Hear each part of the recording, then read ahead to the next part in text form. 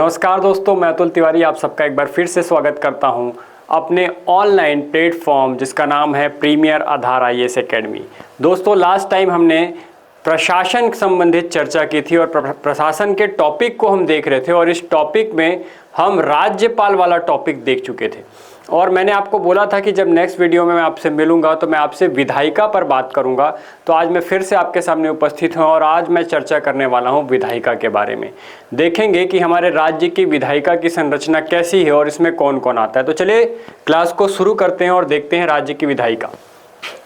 अगर मैं राज्य की विधायिका की बात करूँ तो राज्य प्रशासन की विधायिका को विधानमंडल कहा जाता है।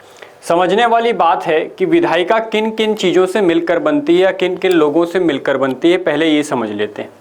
देखिए, कोई भी विधायिका, हम ओवरऑल पूरे इंडिया की बात कर रहे हैं तो विधायिका जो है राज्यपाल और विधानमंडल से मिलकर बनती है। विधानमंडल फिर से दो सदनों में बटा होता है। जैसे हमारा संसद दो सदनों में विभाजित है, लोकसभा और राज्यसभा, इसी प्रकार से जो विधानमंडल है वो भी दो सदनों में विभाजित होता है, जिसमें एक को बोलते हैं हम विधानसभा और एक को बोलते हैं विधान परिषद। इस विधानसभा और विधान परिषद की जो डिटेल्स है वो हम कॉन्स्टिट्यूशन वाले सब्जेक्ट में पढ़ते हैं। अभी मैं कॉन्स्टिट्यूशन वाले डिटेल में नहीं जाऊंगा क्योंकि क्लास बहुत ज़्यादा लंबी हो जाएगी। हम केवल ये बात करेंगे कि इसका ओवरव्यू देख लेंगे कि क्या होगा।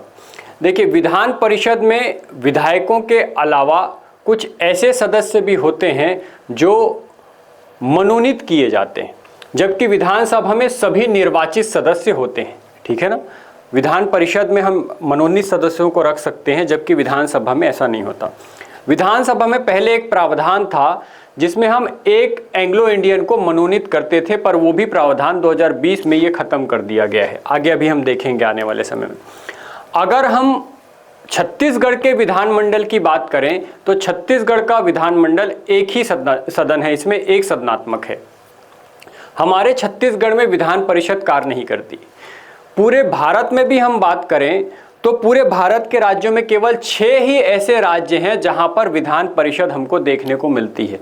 अगर पूछे कि कौन कौन से 6 राज्य हैं तो आपके लिए नाम बता देता हूं मैं कि ये जो बिहार है, उत्तर प्रदेश है, महाराष्ट्र है, कर्नाटक, आंध्र प्रदेश, तेलंगाना, ये ऐसे 6 राज्य हैं। आप इसको आसानी से सेग्रीगेट करते हैं कि 2 राज्य ऊपर हैं, उत्तर प्रदेश और बिहार, और 4 राज्य नीचे हैं छत्तीसगढ़ के, जिसमें महाराष्ट्र आ जाएगा, तेलंगाना आ जाएगा, कर्नाटक आएगा और आंध्र प्रदेश आएगा। ये 6 ऐसे राज्य हैं जहां पर विधान परिषद कार्य करती है और इनके अलावा जो बचे हुए राज्य हैं वहां पर विधान परिषद नहीं है, केवल विधानसभा है। इसका मतलब छत्तीसगढ़ भी उन राज्यों में शामिल है जिसके पास विधानमंडल के अंतर्गत विधान परिषद शामिल नहीं है बल्कि केवल विधानसभा है। तो हमारा विधानमंडल विधानसभा बस दिखाई देता है। ये विधानसभा और राज्यपाल ये दोनों मिलकर विधायिका का निर्माण करते हैं। ऐसा क्यों बोल रहे हैं हम, उसका भी लॉजिक समझ लेते हैं कि विधानसभा में जो नियम बनाए जाते हैं उनका फाइनल अप्रूवल कौन देता है, राज्यपाल देता है। जब तक राज्यपाल उस पर साइन नहीं करेगा वो नियम या अधिनियम नहीं बन पाएगा।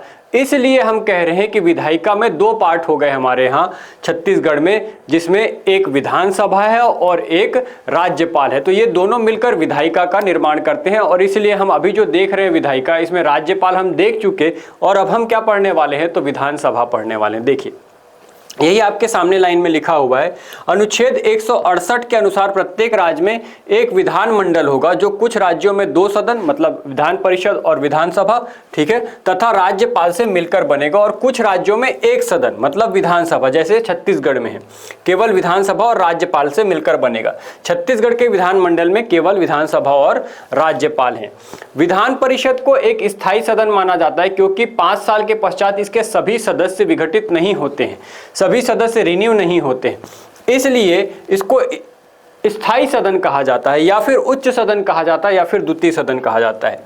केवल 6 ऐसे राज्य हैं जहां पर विधान परिषद है, मैंने आपको नाम बता दिए। विधान परिषद का सृजन मतलब उसको बनाना और उसको विघटित करना, उसका उन्मूलन अनुच्छेद 169 में बताया गया, 169 में बताया गया है। छत्तीसगढ़ जो विधानसभा है क्योंकि विधानसभा है इसलिए ये अस्थायी होगी, क्योंकि इसके सदस्य 5 साल बाद रिन्यू हो जाएंगे। इसे ही निम्न सदन कहा जाएगा छत्तीसगढ़ का, या प्रथम सदन कहा जाएगा। छत्तीसगढ़ जो विधानसभा भवन है इसका नाम है मिनी माता भवन। ये मिनी माता के नाम पर इसका नामकरण किया गया है, जो कि स्वतंत्रता सेनानी रही हैं, ठीक है, और हमारे यहाँ की विधायक रही हैं।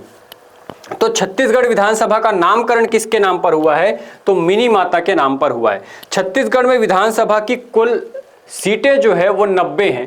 पहले ये 91 हुआ करती थी, बाद में इसे 90 कर दिया गया, क्योंकि मैंने आपको बताया कि एक प्रावधान को समाप्त कर दिया गया जिसमें हम एक व्यक्ति एंग्लो इंडियन को लाते थे। अब वो प्रावधान नहीं रह गया, इसलिए सीटों की संख्या बचकर कितनी हो गई है? तो 90। वर्तमान में छत्तीसगढ़ में 90 विधानसभा सीटें हैं। छत्तीसगढ़ विधानसभा में आरक्षित सीटों की स्थिति कैसी है? तो हमारे विधानसभा में एसटी और एससी को आरक्षण प्राप्त है, जिसमें अगर हम देखें तो टोटल 39 ऐसी सीट्स हैं, 39 ऐसी सीट्स हैं जो कि रिजर्व्ड हैं, जिनमें से एसटी को 29 सीट्स और एससी को 10 सीट परिसीमन के बाद दी गई हैं।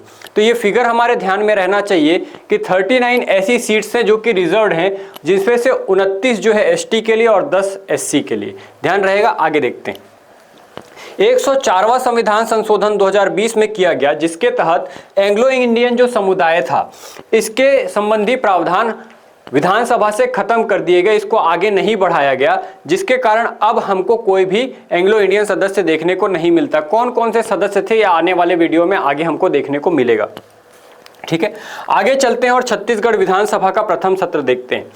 जब छत्तीसगढ़ एक अलग राज्य के रूप में स्थापित हो गया तो इसका पहली बार जो विधानसभा सत्र बुलाया गया था वो 12 दिसंबर 2000 को बुलाया गया था, और ये इसकी जो बैठक चालू हुई थी वो कब से हुई थी? 14 दिसंबर 2000 से चालू हुई थी।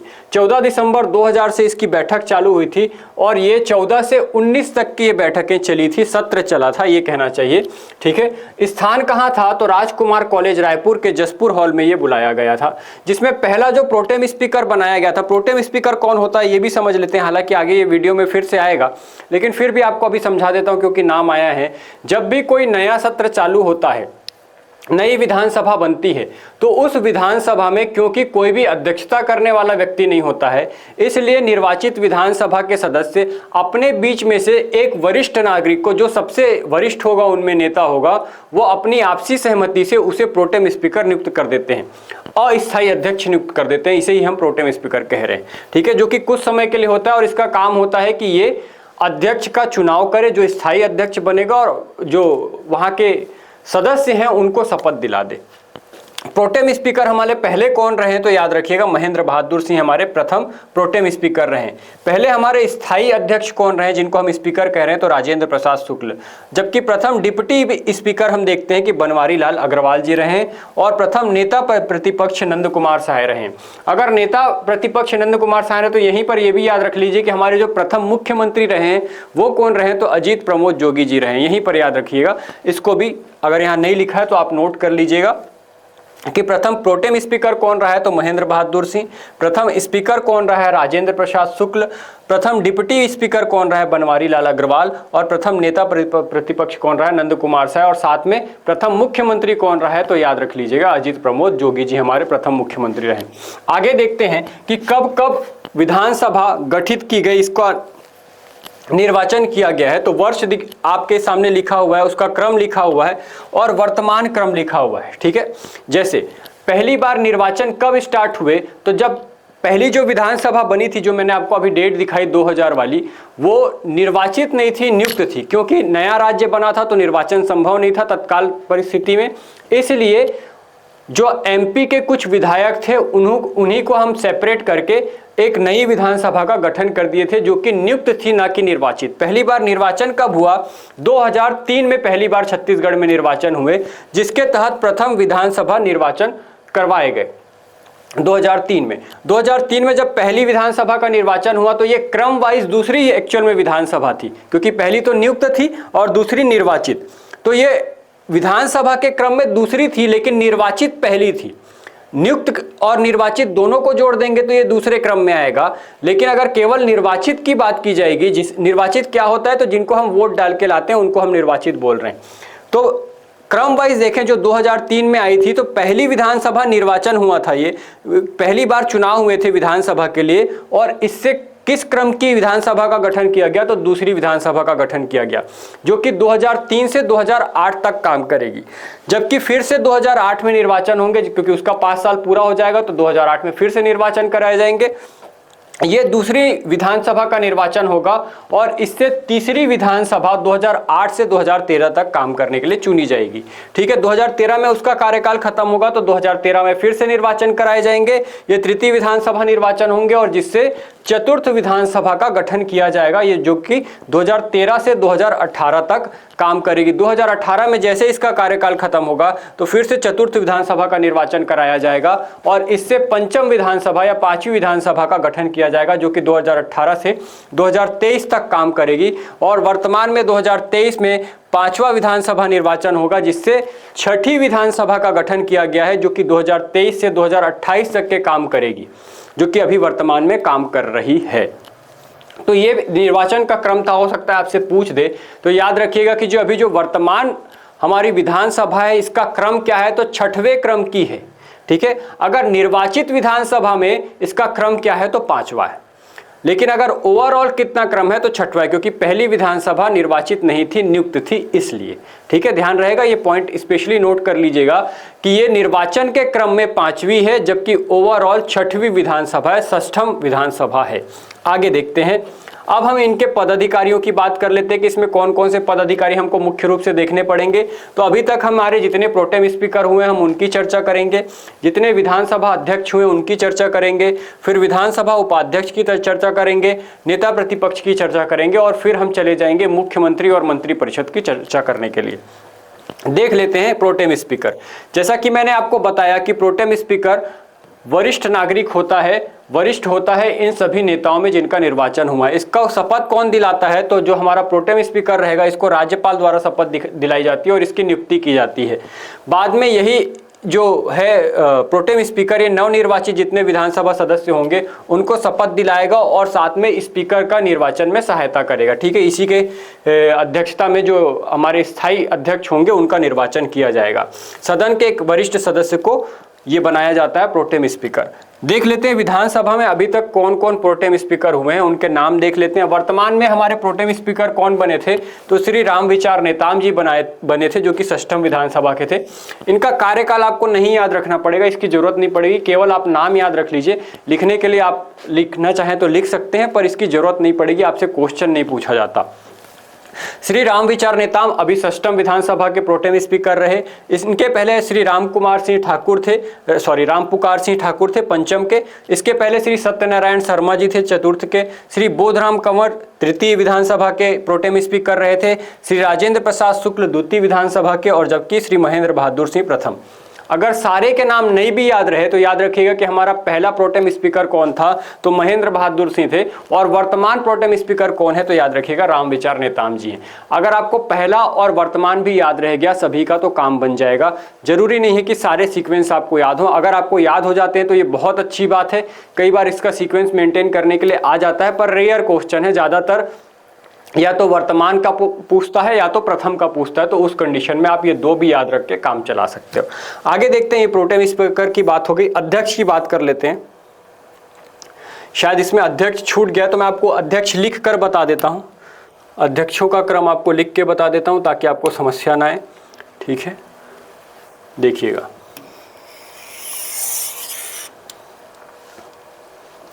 अध्यक्षों का क्रम मैं आपको लिख के बता देता हूं। अभी वर्तमान में हमारे जो अध्यक्ष हैं वो कौन है? तो याद रखिएगा डॉक्टर रमन सिंह।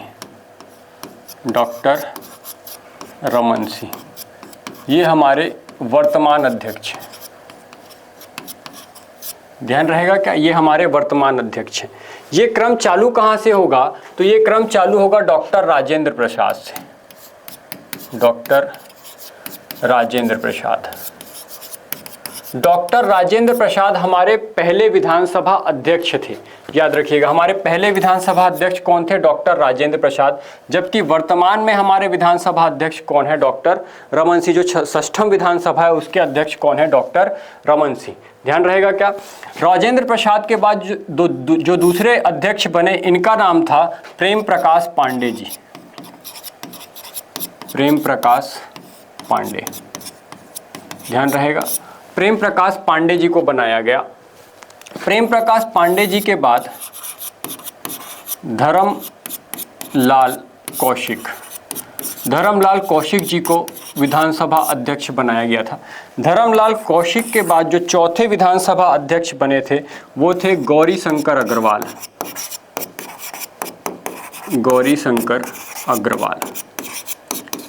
ठीक है, गौरीशंकर अग्रवाल के बाद जो पांचवें विधानसभा अध्यक्ष बने ये थे आपके चरणदास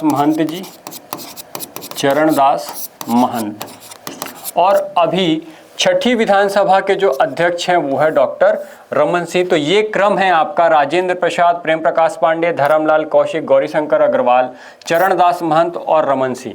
अभी तक ये 6 विधानसभा अध्यक्ष हमारे यहाँ पर हुए हैं, ये इनका क्रम है। ऑब्वियस सी बात है, यदि आप डेट याद करना चाहें तो डेट भी याद कर सकते हैं कि राजेंद्र प्रसाद कब निर्वाचित हुए होंगे 2000, और कब तक रहे होंगे तो 2003 में फिर से निर्वाचन हुआ होगा तो प्रेम प्रकाश पांडे जी आएंगे 2003 से 2008 तक, 2008 से फिर 2013 से 2018 तक के, ठीक है, 2018 से 2023 तक के, 2023 से 2028 तक के रमन सिंह रहेंगे। इस प्रकार से आप डेट भी याद रख सकते हैं। आगे देख लेते हैं, हम इसके विधानसभा उपाध्यक्ष की बात कर लेते हैं कि विधानसभा उपाध्यक्ष कौन कौन है।